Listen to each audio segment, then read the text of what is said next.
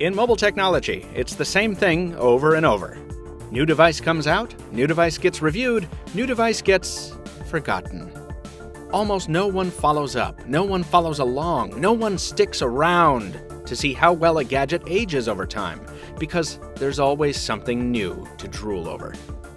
So let's do something about it. Let's take another look at the round smartwatch that made round smartwatches a thing. I'm Michael Fisher with Pocket Now. This is the Motorola Moto 360, and this is episode 43 of After the Buzz.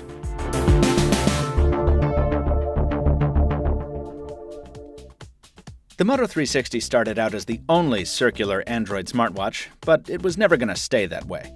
In the 9 months since its release, it's been joined by the LG G Watch R and G Watch Urbane, with the Huawei Watch also coming soon. Add to that non-Android Wear offerings like the Alcatel One Touch watch and Samsung's Orbis wearable, and you might think the Moto 360's sheen would have faded, but it really hasn't.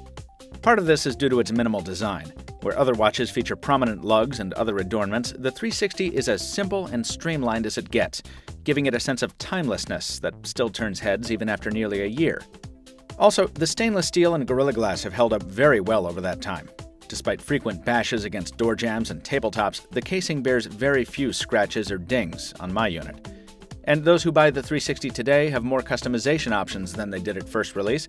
Moto Maker now allows for a choice of 3 different casing colors and a variety of watch bands. While I really liked the look and feel of the stone leather band when I first bought my 360, it's definitely aged into something less attractive over time. So you may want to spend the extra $50 to snag one of the metal options. Other aspects of the 360 have grown less impressive over time too. The screen is still fine when considered alone, but alongside newer, sharper displays, it's not aging well, and that has nothing to do with the so-called flat tire at the bottom. The fact that it's an LCD instead of an OLED is just as disappointing today as it was at launch, considering its impact on battery life in ambient mode.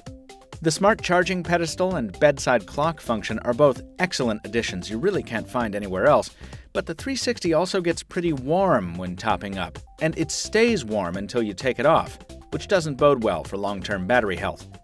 In fact, I feel like it's already starting to lose some of its endurance. Last fall, I could sometimes get to the end of the day with 50% remaining. Nowadays, it's down to 30 or 40% by nighttime. On the plus side, you can charge it on any Qi-compatible charger, so if you already have a lot of those for your Qi-enabled smartphone, you can top up the 360 more easily or more often.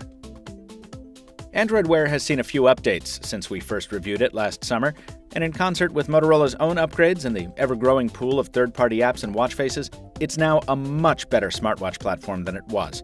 We covered the usability upgrades in our Android Wear Lollipop video, but they include discrete notification modes, finer control of the screen brightness in various situations, and general UX improvements to make using it less cumbersome. Sadly, the instability that seems inherent to Android Lollipop still rears its head. Voice control is still quite often hit and miss, and the Moto 360's occasional lag in animations and low frame rate in general does get annoying at times. It's possible the newest version of Wear, 5.1.1, will smooth out some of these bumps as it brings new features like Wi-Fi and a further revised user interface. But keep in mind that the Moto 360's old OMAP processor isn't as spry as the Snapdragons and the rest of the lineup, so we'll have to wait and see.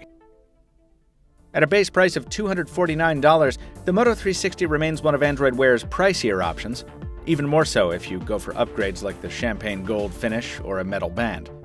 And given its display and processor compromises, we'd recommend seeing what Motorola's coming up with for the 360's sequel, which we expect to see announced very soon, before pulling the trigger here. But Motorola is also huge into discounts.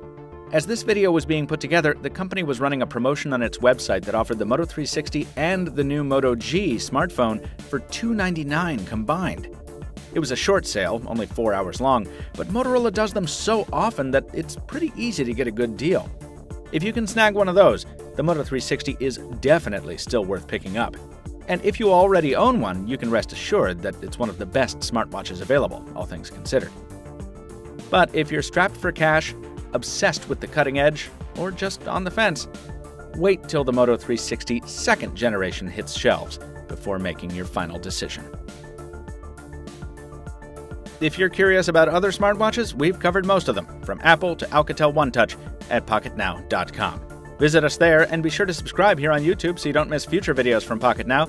Till next time, this has been Michael Fisher, Captain Two Phones on Twitter, reminding you that a flat tire isn't the end of the world, but a fat tire at the end of the day is pretty cool. See you next time.